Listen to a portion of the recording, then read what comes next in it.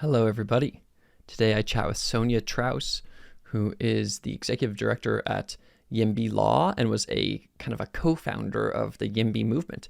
And we just dive into, the history of YIMBY, which is like, we see these, it's these overnight 10-year overnight successes where it's like YIMBY-ness is around us all of today, the abundance agenda, supply side economy, etc. But 10 years ago, that wasn't really being chatted about. And so we learn and we go deep on like what it was like and who the crew was as Sonja was starting to co-create YIMBYism.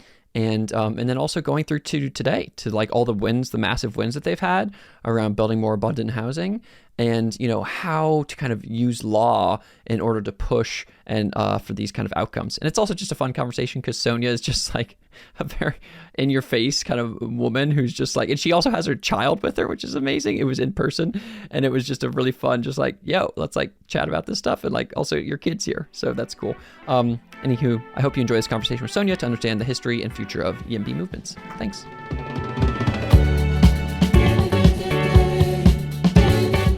Hello, Rhys's Pieces. I'm Rhys, the co-founder of Root, and welcome to The Rhys Show. The century is a turning point in human history, and I'm here to help you navigate it. I hope you come away with a new understanding of the scientific, technological, and societal trends that are poised to radically reshape our world, and how you can work with those trends to become a live player in building a solar punk future. And today, I'm excited to chat with Sonja Trauss. In person, which is amazing. Sonja is an executive director of YIMBY Law, an organization using the law to build abundant housing. Sonja, thanks for being on the show and welcome. Thank you so much for having me. Woohoo! And we, as you can tell, we are in Sonja's house, which is very fun. And we have these amazing pillows that I love. And I also learned that babies love them. Babies absolutely love them. Highly recommend it. There's the baby. There's one. There's the baby. Okay. All right, put us on pause. I'll go get the baby. Yeah, exactly. Okay, we're back. There's a baby now. Here's the baby. You speak it and it comes true. Magic. They say it takes 9 months, but actually you could it takes a moment in TV land. Yeah. Little do you know.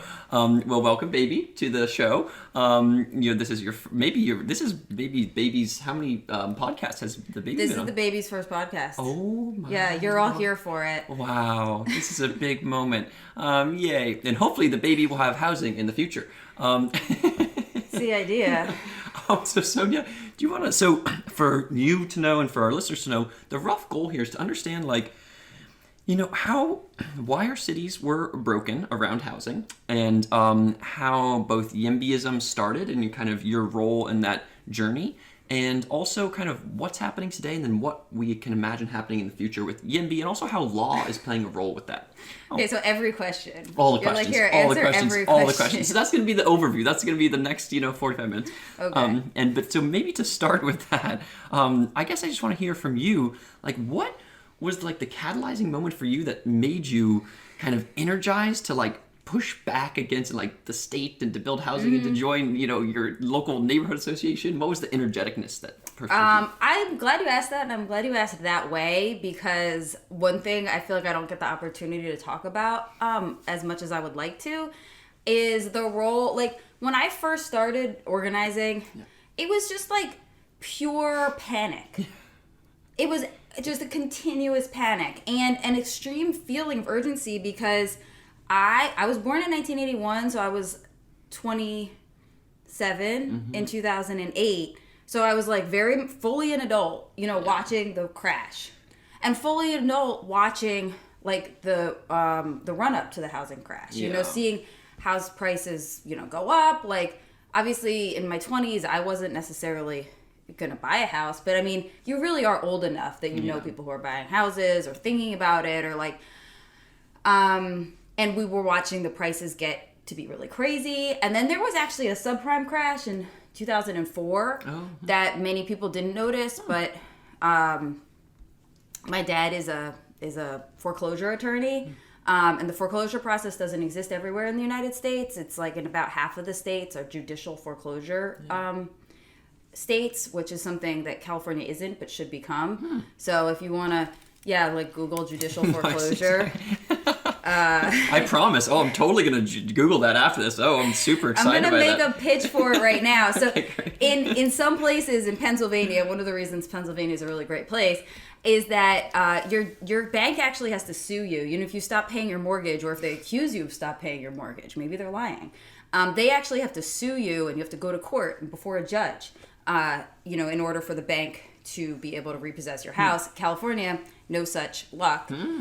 There was a Wharton, I don't know if he's a professor or a student, but that did a study that showed that the judicial foreclosure process operates like regulation. Like in states that have judicial foreclosure, people have higher quality mortgages in the sense that they have mortgages that follow the law. Because there's a lot of laws that govern, you know, the disclosures that you get and how you're supposed to get a mortgage. And is the reason why is like so obvious, because if you go before a judge with a mortgage that wasn't deployed, that's not the right word, but it's the one that's coming to mind, in the right way, then basically they usually the borrower like doesn't have to pay interest. And so any interest payments they made go towards the principal, and then they're in a much better position, and then they won't lose their house. And of course, the lender is like, "Damn, you know, the interest was the whole point of the mortgage." Yeah. So it's a real penalty, and so it promotes better mortgages. So anyway, and it solves actually a lot of problems. We have some really silly laws being passed in California. They're kind of Rube Goldberg machines to address some of the things that judicial foreclosure would have addressed directly. So that's my pitch for judicial foreclosure. But anyway, so we were like, regular people knew this crash was happening.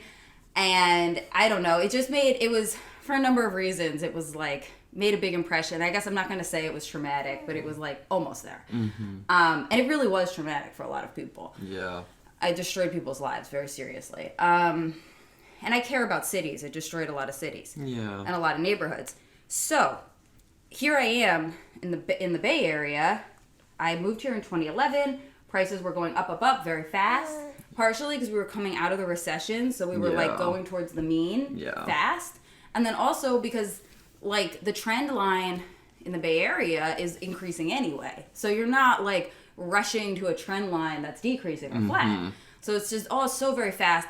And I had this very strong feeling that, like, obviously the housing market is cyclical, and this was our opportunity to build a ton of stuff. You know, being a developer is like being a cowboy. Like, no one can, anyone can try, and anyone does. You know, it's like very open, sort of. The way that it's closed, it's not like, you know, being a lawyer or a doctor where there's some kind of organization that tries to kick, you know, people out, give you a test. The way that...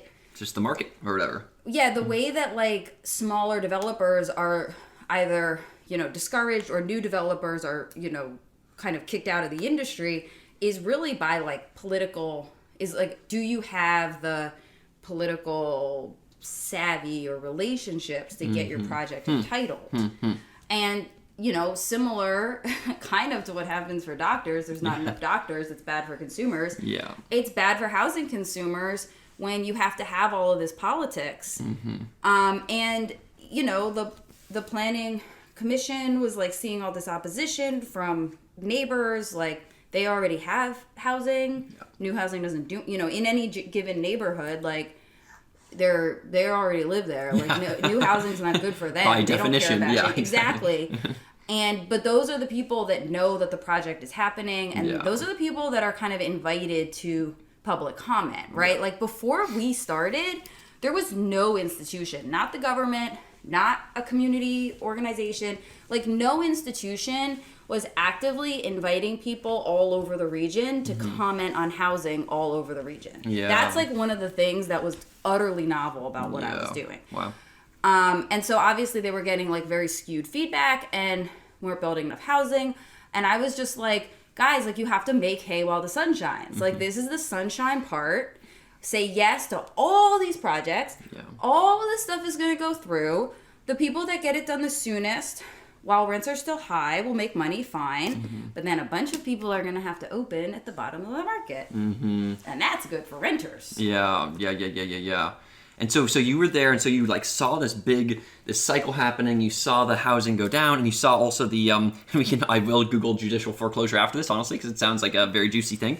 And I also want to double click on like laws and kind of like self-terminating laws and just like legal structure later. But the other interesting thing that you're talking about here too is I think there's like this question of like who gets to comment on which, and like obviously the vetocracy that we have right now, and the issues with people, and how when you think about like who you'd actually want to comment on like a local housing thing being brought up, maybe you do want like 50% of the comments to be from the community, but you probably like want 25% to be from the region or whatever, and you also like want 25% to be like future people or something like that. And so you kind of having not just the people who live there comment seems like a crucial bit. I actually want to go deeper actually into your childhood though, which is what made you like a person, because the work that you've had to do, the fights that you've had to do, all that stuff is a lot. When you were like 10 years old, 15, 20, like, could you feel like, were you an energetic kind of like, yo, I just want to like make stuff happen in the world? Or were you kind of like a lazy kid? Or like, what did it look like for you to like find I have a selfish motive here because I'm trying to find my own fire. And so I'm curious, like, were you like built with a fire? How did that manifest? Yeah, that's a good question. I guess, There was a time when I was a teen, I think I was a teen, I could have even been in my early 20s, where my brother, I have 2 younger brothers. Do you have siblings? I have an older brother. Oh, okay. I just that siblings can be a great, like a great way to learn about yourself. Yes. So at one point my brother Max was like, you know, you talk about a lot of great ideas and schemes, but you've never done any of them. And I was like, wow, that's true. And so my first thing, I was like, I have to just do any one of my ideas, right? I say so many things. So my first idea was like, I want to make a magazine. Okay, so we did. We made one magazine. It was cool. It was called The Magazine. I probably still have a copy of it. It was really beautiful. If anybody here contributed to it, I want to say thank you because it was very, like, the articles were very cool. We had some interviews. We had beautiful illustrations. It was great. And then, but that was just the first one, and it was literally, like, printed out and taped together. And a magazine, even then, it's not a good business. You know, it's not very sustainable. I wasn't sure how I was going to keep it going. So then the next thing was we have a mummers parade. We have a parade in Philadelphia called the Mummers Parade. It's a New Year's Day parade. Okay.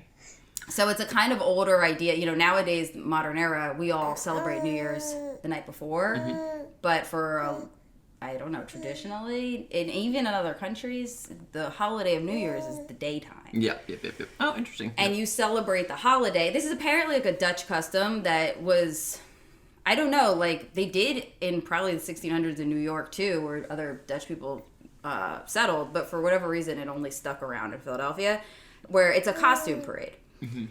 And, like, I was very involved with the art scene in Philadelphia with Space 1026, and there were, it was just kind of surreal. Like, we had this parade that's, like, obviously an arts parade, but and we have... at least 3 art schools in Philadelphia. Yeah. A lot of people sleep on Philadelphia. They don't realize that it is like throw a rock and it'll be somebody's band, somebody's like sculpture show. I mean, it's incredible. It's so rich. Yeah.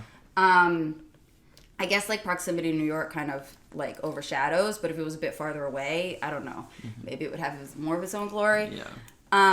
And nobody was participating in this parade because the parade was kind of a like very white and very, I don't know, like union, the reputation centered, activity. A lot of people involved in it even had already moved to South Jersey. And I was just like, but all of us went to it, especially there was an after party on 2nd Street, but it's called 2 Street. And yeah, so one year around the time I made this magazine, I was like, I'm not coming back to 2 Street until I have a brigade of my own. Okay, cool. So that was the second thing that I was like, through force of will, like if I have to so I looked it up, I called, what do you need? They were like, you need at least 25 people. I was like, okay, hopefully we make it. I think we had like 50 people the first year. We totally made it. Yeah. Everybody has to have a costume. So I set up these times. I even got an intern, which was incredible. And we would be like, Sundays or whatever it was, come make your costume. Sometimes people came, sometimes no one came. But I just like made a commitment to being like, if I have to make every single, and I hardly knew how to sew, but whatever, you can just look it up. Yeah. If I have to make every single costume, I'm going to. Cool. You know what I mean? If I have to like personally call and ask, 25 people, if it's gonna be my cousins and my parents, I'm gonna make them do it. Like, anyway, I didn't need to. It was a good idea. But that's cool. So it sounds like your brother was a crucial. And I think for myself in my childhood, actually, my some family friends of mine, Tom and Karen, they were the ones who were like, "Hey, Rhys, you're kind of a lazy kid, and like you're a smart guy, but it's like you don't really do anything. So like you could continue to just exist in that reality, or you could like do stuff, And it sounds like your brother was a similar thing where you felt it hit deeper. You're like, oh man, you're right. I just talk about all kinds of random stuff. Like I need to go out and do stuff, and then that combined with small like wins of the magazine and the brigade show you that you can be a person who like exerts energy and will in the world, and then when you have to do other things later, you're kind of like, I know how to do this. Okay, great. I just wanted to understand that a little bit more. Yeah, so, I think that's the key. It's like commit to finish something and understand that you may have to do every single task. Like hopefully other people will help you and you'll have volunteers, but like you're a lead, there is a kind of like leaders are behind the parade. It's like like when you're doing something with volunteers, then you might have to do every single thing, and like that's okay. It's not a failure. Like the failure is if it doesn't happen. But if you do every single thing, then you did it. Happens, that was your plan. Yeah, that's great. It the other thing I want to go to more YIMBY-ish stuff right now and like talk about the beginning of the YIMBY scene. What was it like? And were you? I don't actually know. How much were you like around at the start of as YIMBY was forming? What was that? What were people even calling it? What was that like, 10 years ago or whatever? Yeah, there was nothing. Yeah. I mean, I called it SF BARF, the Bay Area Renters Federation, which was a hilarious name. And as a note, SF BARF, the funny name, like your password here, like it has other link numbers in too, but butt smell is like part of it. So it's like, there's kind of you have like a funny energy to you that's like, it's good, You just gave my internet password. Well, I said there's more things to it. It's not just butt smell. There's other things. People are gonna come here and go on the internet. Steal your internet. I know. You have to change your password. So in case BARF, you were making BARF at the beginning. Yeah, SF BARF. There's other Bay Areas in the world. San Francisco Bay Area. Because I wanted to specify. Because I was like, listen, maybe the Hudson Bay Area will also. And I don't Monterey Bay Area, right? There's the bay down there, kind of. Anyway, there was absolutely nothing. I didn't think this was going to go anywhere because before my YIMBY stuff, my actually first love, my first hate, love hate, was that BART is so expensive. Yeah. What is going on? And that you have to tag in and out. I'm used to a system, you tag in, you pay $250 or whatever it is, no matter where you're going. You have to tag out. It's horrible. And, like, it was just ridiculous, $5, $10, $12 to get from one place to another in the Bay. So I ran as a write-in candidate on the platform that the BART fares were too high in the 2012, I think, BART race. But I was a little shy actually at the time to sort of accost people. Although I did get actually a little bit of local press. If you try to Google, I don't know, Sonja Trauss, BART fares too high or something, you might find this article from 2012. So that was encouraging. I was like, okay. So some people think that BART fares are too high, but most people really just weren't moved by it. They didn't. So I just assumed. So then, I was like, what else is too high? Rents. Cost of living here. That's basically it, right? For most people, if it's not transportation, it's housing. Those are the things you're going to be spending the most money on. Yeah. But and so I assumed also no one would care about that I would I didn't know what was going to happen, but I just felt like not doing anything is definitely not going to change anything. So doing something might. Yeah. And I'll take a non-zero chance over a zero chance. I mean, there's a big difference between non-zero and zero. It's true. I think that's something I wish more people appreciate. Yeah. A lot of times they'll conflate like epsilon and zero, and those are not the same. Just take a swing at it. Yeah. Take a swing. Yeah. You never know. And also, I didn't really like know that many people. And at first, actually, I feel like you're inviting me to do digressions. I'm ready. I mean, yeah. Initially, so here I was like over 30. And I was like, all right, I don't know anyone or have any friends. What did I do last time I didn't know anyone or have any friends? I was 14, 15. Mm-hmm. I went to like hardcore shows, like punk shows, house shows. So at first I did that, but then I was like, oh, everybody here is 15. I was like, you can't just do the same thing and make the same friend group. And all the people that were there that were 30 were like, no offense, but like... They're the 30-year-olds at a punk show that has all 15-year-olds, Yeah, it wasn't... I was like, maybe this isn't the right wasn't thing the burgeoning YIMBY coalition, yeah. It just, So I was like, well, maybe I'll meet somebody, in politics. Like, I sort of did in a way. I mean, my husband I met on OkCupid. Yeah. But when I met him, he was like, oh, yeah, I saw your flyers for that BART thing around the neighborhood. Nice. So that was sort of cool. Anyway, because, that's another thing I did, is I just, like, put posters up. And so was the initial stages here, was it like, so you were there, you were starting to, you were like, okay, I care about transportation, I care about housing, the people might care about that, let's kind of see what happens.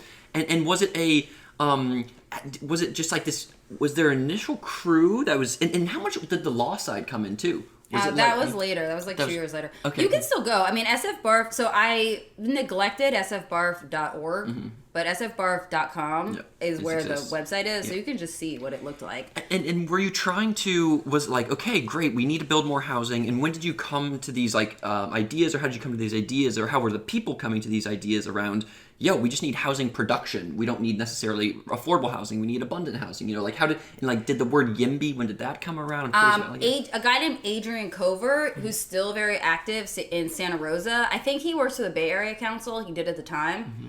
Adrian Covert was the one who was like, he made the Twitter account. I wasn't really on Twitter. Mm-hmm. So I was like, so I started going, and I didn't really have a crew. No, I had my roommate, Max Gasner, and I was like, you have to do this. And I was dating a guy named Micah Caitlin or Caitlin? Caitlin? Micah. Sorry, Micah. Yeah.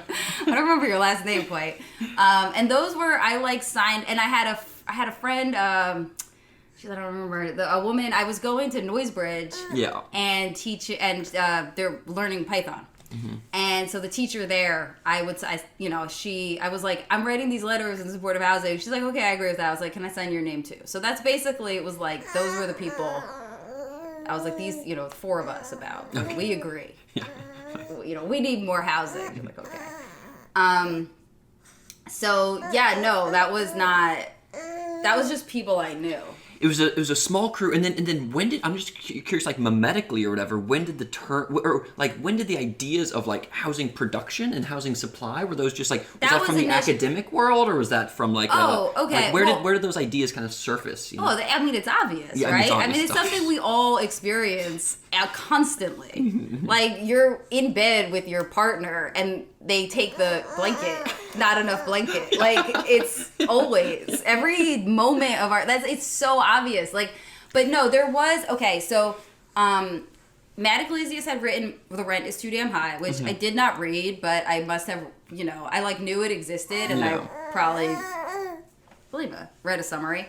And Kim May Cutler wrote the Burrowing Owls article. Mm-hmm. And those were things that really, they like prepared the ground. Like people were reading this. And I think Matt Iglesias must have been writing a lot of stuff in Vox about housing. And then Enrico Moretti had a paper. And one of the things about his paper was that he actually specifically, by the time I read that, I was already like going to hearings and stuff. But in his paper, he was like, because of the setup, this, the focused harms and distributed benefits. Oh, yep. Concentrated harms, distributed benefits. Yes. We're never, the system is never going to give us enough housing, and it will take, like, people who benefit diffusely showing up. Yes. And I remember emailing him and being like, Enrico, here we are. You're famous. Like, come with us. Like, join blah, blah. Obviously, ignore me because economists are, like, deeply anti-politics in some sense. Yeah. But that's interesting. Let me pause you for a second, because that's a really cool. It's cool to hear that, like, and I want to Google those pieces. It's like, because there are these crucial bits, and like for me, like coming from the crypto world, obviously there's these things, obviously like the Bitcoin white paper and the white Ethereum. It's like there's these core pieces that happen at the beginning that people start to read, and you're like, okay, cool. Matt Iglesias writes the rent is too damn high, and Kim My Cutler writes the Burrowing owls. Borrowing owls. Burrowing. Owls. Like they dig a hole. Oh, burrowing. Burrowing owls. Actually, I'll be right back. I'm gonna show you. Yeah, Because I'm ready. One of the things we wound up doing, Yeah. because you came all the way here. We're doing we're here in person, so we have a burrowing owls piece. Oh, we have an owl that's maybe being brought out from the oh, there's a book. It looks kind of like almost like a whole earth catalog, but for YIMBYism. Oh, that's interesting. It looks like okay. So, because you came all the way here, you can have one of our rare first edition Burrowing Owls illustrated copies. Oh my God. In like 2016 or something, we got the idea that, so this was so foundational that we got an artist, a friend of the YIMBY movement. Wow. This is really cool. I think it's very cool. We have another edition too with a different cover, but this was the first edition. This is amazing. This is a great mix of. I love this.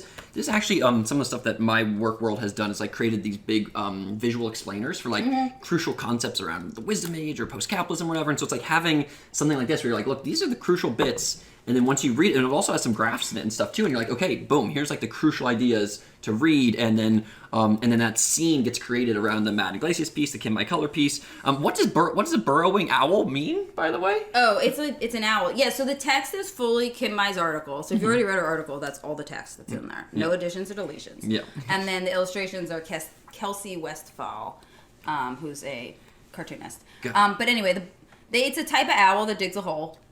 And I guess there's a lot of them in the peninsula. Okay. Or maybe there's not enough, actually, sorry. I'm sure they're endangered. Oh, and I kind of get it. How burrowing owls lead to vomiting anarchists. It's like, oh, we need to care about the owls. And then the anarchists who want housing don't have enough housing. Is that the idea? No. Oh, okay. Yes. But, so I don't know if you remember, but do you remember there were these, like, tech bus protests in Noe Valley? Yes. Mm-hmm. Where... Yeah, I guess they were anarchists, but San Francisco. And they were vomiting. Why were the anarchists vomiting? You have to look at that. Was like part of the. That was part of the thing. Like I don't know. They vomited as a way to get attention. Okay, interesting. So there's these crucial initial articles, and then Enrico, and I think, as you said, as a note for listeners, the crucial issue, focused harms, aka and distributed benefits, where the harms are on the individuals in the community, and then the benefits are for like the region as a whole. And so when you have that, it's a coordination problem, and then you get issues, and so that's why you need to kind of level up and go to the regional or state level. So let's kind of go to the present day, maybe. And think about the massive increases in what has happened with the housing community and world. With YIMBYism is actually a movement now, and we have obviously amazing legislation being passed through, like AB 2011 and 2097 and all these kinds of things. Tell us about like the current state, and like are you feeling excited? Are you feeling what's the state of YIMBYism today? Yeah, it's funny because every single year that I started, things. I mean, this is the case when things are like rapidly getting better. Whenever you see somebody being like fastest growing, whatever, you know that it's small, right? Because only small things can grow super fast. Yeah. So I think one of the things for me with the fast growingness of the movement is that like every year we're like, oh my God, we grew so fast. This is amazing. We made it. And then the next year we're also like, we made it. And I actually like have a little bit of like, we made it fatigue because every year we make it. I don't get it. But it's just the power of like an idea that's like simple that everybody had, and that for whatever reason there was a certain kind of like public conversation paralysis that happened. And so it's just like a dam breaking. When you have somebody that's just like, obviously we need more housing. People are like, yeah, we obviously need more housing. And then to tell people, to make the connection, to be like, there's a place that you can make this argument. It is local. You don't have to go to Sacramento or Washington, D.C. You go to your local city hall and make this argument. You can I mean, even now with the builder's remedy, we're actually about to launch something I had envisioned in a different way a long time ago, which is basically like a homeowner's guide to upzoning, a homeowner's guide to taking advantage of the builder's remedy. Like, we, in many cities in the Bay Area, and all over California, but there's gonna be an opportunity to like get an entitlement to maybe easily build like 5 units in where you are. Yeah, amazing. And so what that would be, people like maybe they'll use them, maybe they won't, but there's going to be all of these new entitlements out there. It's going to be incredible. Bringing it really home. And so it's felt like there's this, it's kind of like, there's like a stupid classic old quote saying, or whatever, like, nothing can stop the strength of an idea whose time has come, or whatever. That's not a stupid saying. Who said that? Smart person, Socrates or whatever, or like, the Jane of Eyre, or whatever, like, I don't know, someone in the past. Google it, guys. Yeah. It's really smart. Whoever said that's right on it. Yeah. And to me, I mean, one of the mysteries that I have right now, so that quote is like the idea whose time has come, right? Yeah. Like the idea is there. And I'm always wondering, like, what is the role of an individual person? Yeah. Different people have different theories about this. And I actually was thinking, like, the baby Hitler question, I think a lot of people think that question is about whether you would have it in you to kill a baby. Yeah.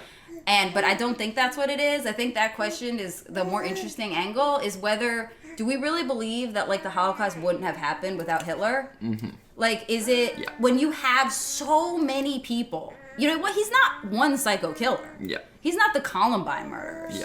Yeah. Like, so many people participated with that.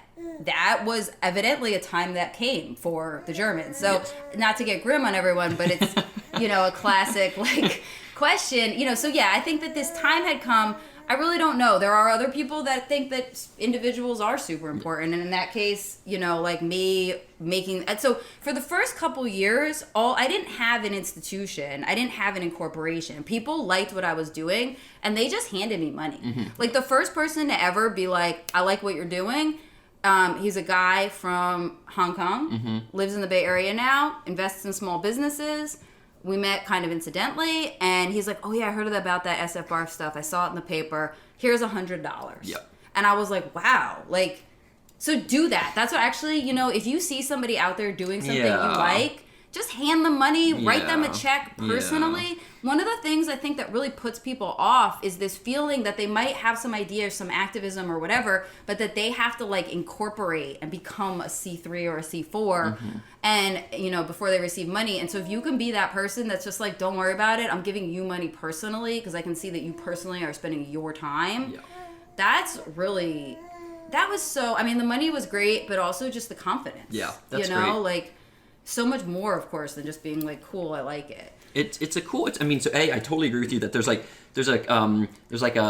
inevitability, like a mimetic inevitability about like the thing, and whether it was you or whether it's just some other high energy person who was just like into willpower crap, was like, we need to make this happen. Like, and no, I'm not saying that you didn't do great work, but it's just like I don't know. Yeah, exactly. There may have been. It was in the water, and so I think, and then also as you said, just the ability to and it reminds me of like Tyler Cowen-esque things of like emergent ventures and stuff, where it's just like. Just being like, hey, here's a person who's clearly putting in effort and wants the confidence. Like, keep it up. This is cool. Go on this path. Continue on this path. So that's interesting. And then do you think? Tell me about the law side though, because I think my rough understanding is that. And maybe I'd love to. So my rough understanding is that you have these like RENA goals that are like, hey, we have these regional housing needs allocation, and how much different jurisdictions need to build, and then what you are doing is saying, hey, we're gonna make this kind of dry powder fund so that if they don't do it, then we're going to sue them or whatever. And so you're kind of like coming from the legal angle there. Is that what's happening? Maybe compare as YIMBYism gets manifest through the legal system or through politics, through the executive, legislative, and judicial branches. What role does the judicial play versus the executive or legislative? Well, one of the things that I'm really proud of with the YIMBY movement and also our, related organizations, YIMBY Law and YIMBY Action, is that we work on all three branches of government, and that's what you need. So 2015. I obviously, I had been organizing for about a year and a half or so, I don't know.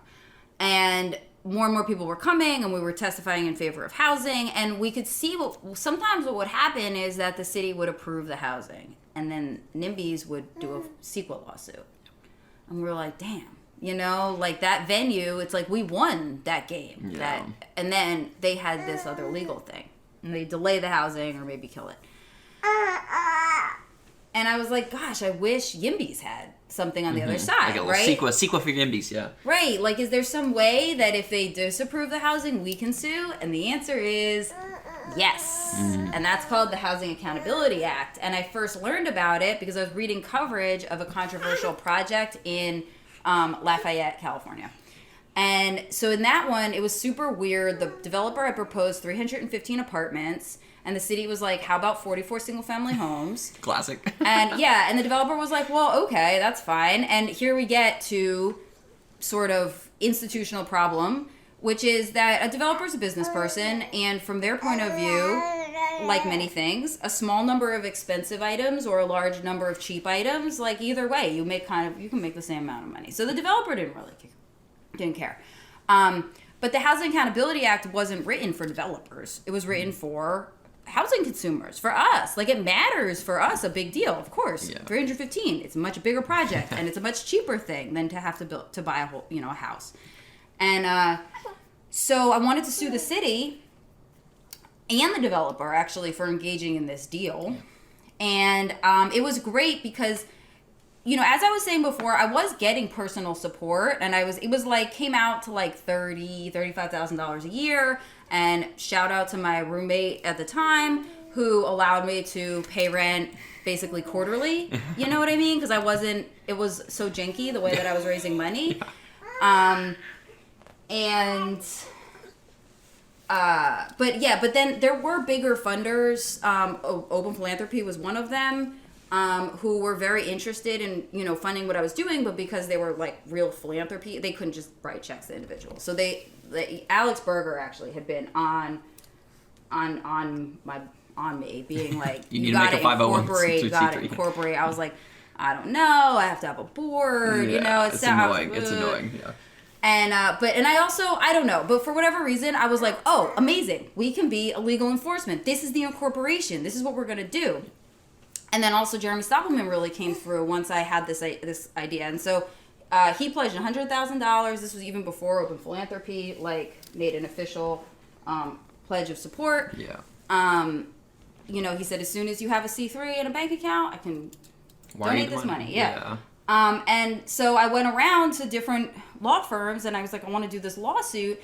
And most law firms either represent cities or developers. And in this case, we were basically suing the city and the developer. So a lot of law firms were like, no. And then another thing was, they were like, who are you? You know, like I was like, yeah. You're like, I'm Sonja. My name is Sonja. They were like, they looked at my website. They were like, is this a real thing? Yeah. I mean, California is called the land of fruits and nuts, for a reason. And it wasn't until basically I went to Zach Freeman Patterson, and they were like, okay, sure, put down $30,000, you know, and then we'll start this lawsuit for you. But actually, so by the time I found them, there's a 90-day deadline.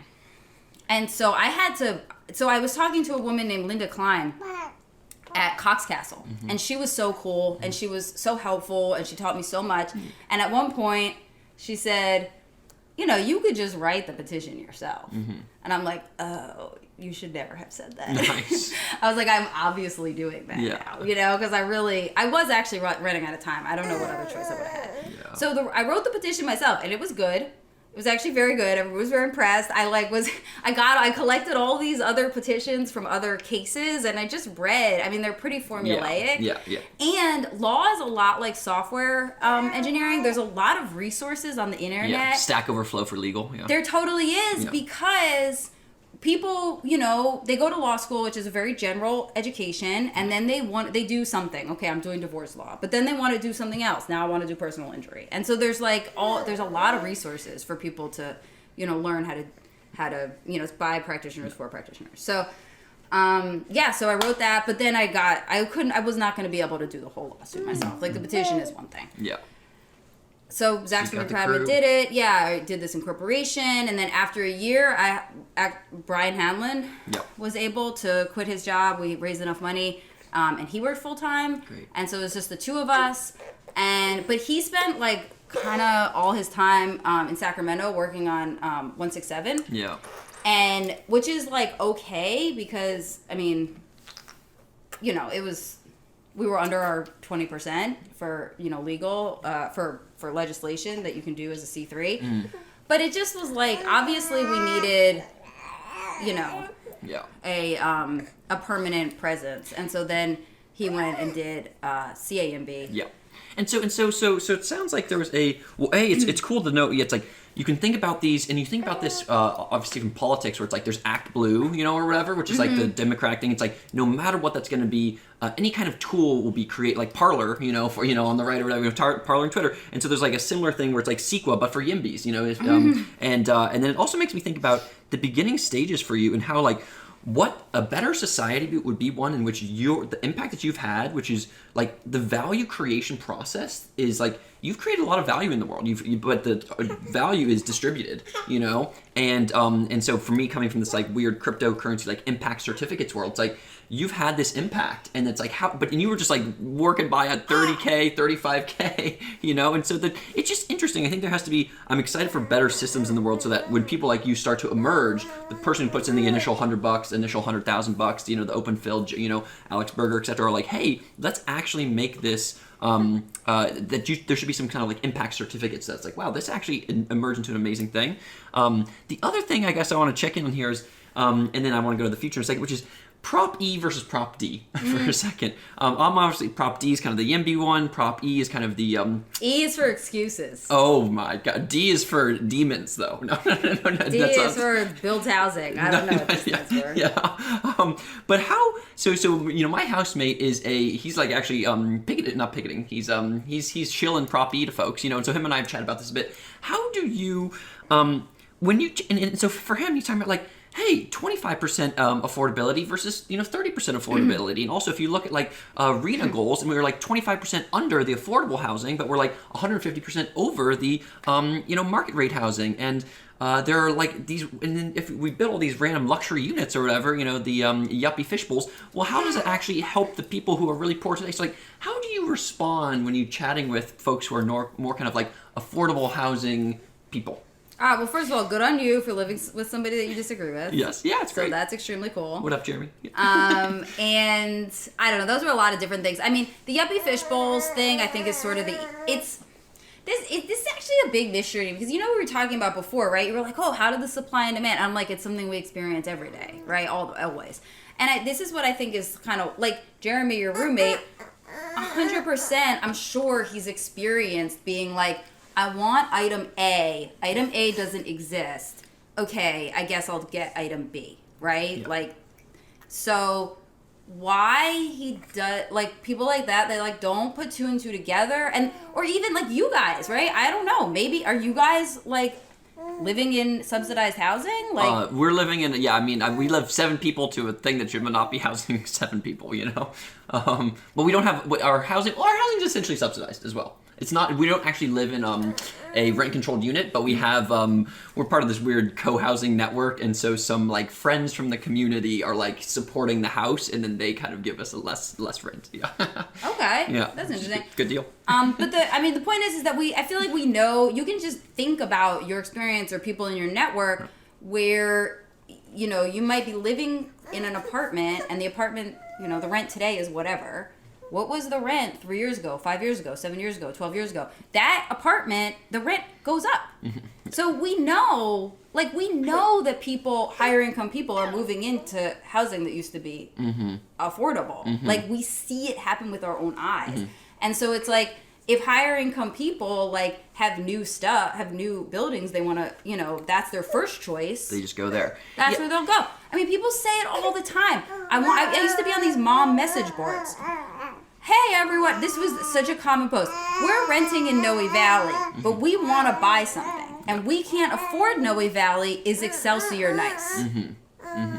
Boom. That's it. Yeah. That's gentrification in Excelsior or the Mission doesn't start there. It starts in Noe Valley when people can't get their first choice. Yeah. So make more of that first choice and it'll keep people out. Like, anyway, plus Evan Mast actually did some, it's on my Twitter. If you just go to my Twitter, the Evan Mast, thread about like how to talk to NIMBYs or something, or what? No, it's actual research in case anybody cares about that, which almost no one does, but like sometimes they do, so that can help. He did a chain of moves analysis, and I think that's really the thing to think about. Like here you have, like, okay, look, we're right now in brand new housing.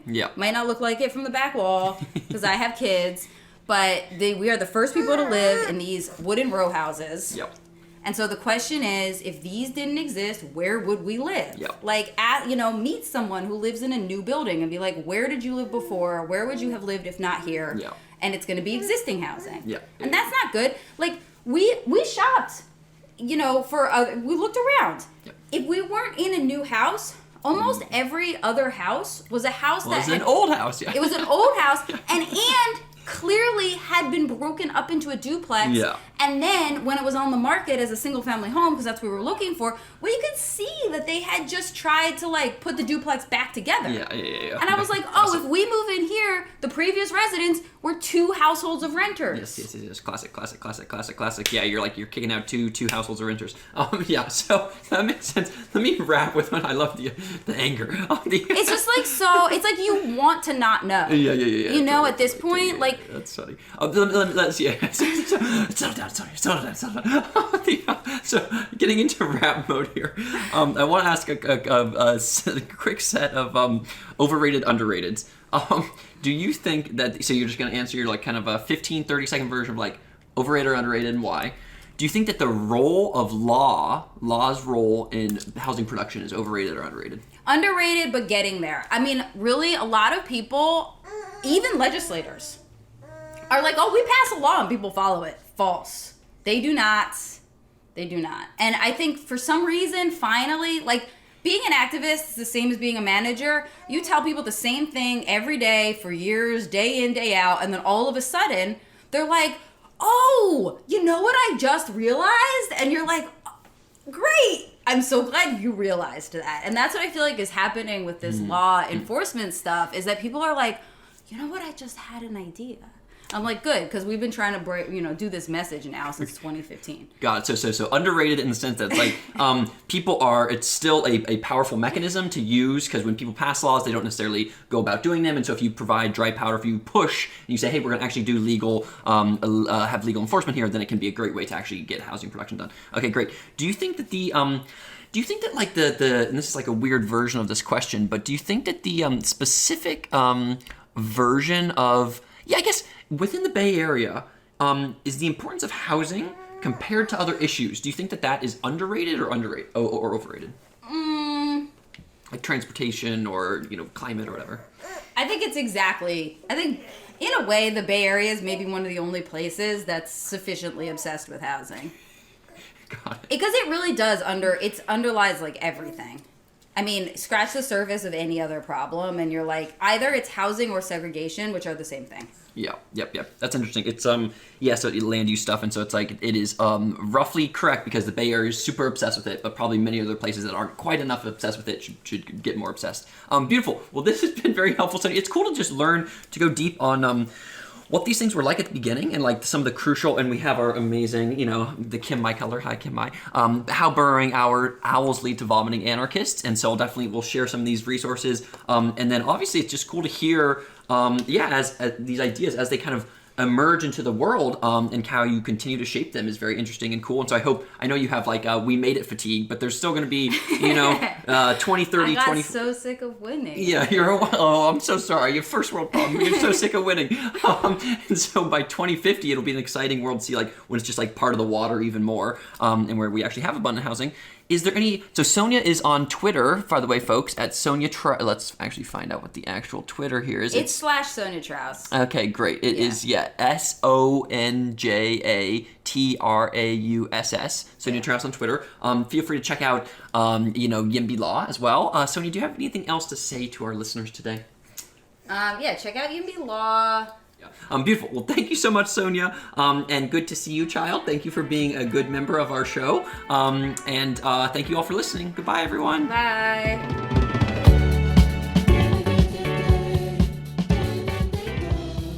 Thanks so much for listening today. If you liked the show, please give us a 5-star podcast review or subscribe on YouTube. And if you'd like to chat about this episode with a community of amazing, smart, ambitious, divergent people, come on by and join our Discord. You can find it at root.co. That's ROOTE.co.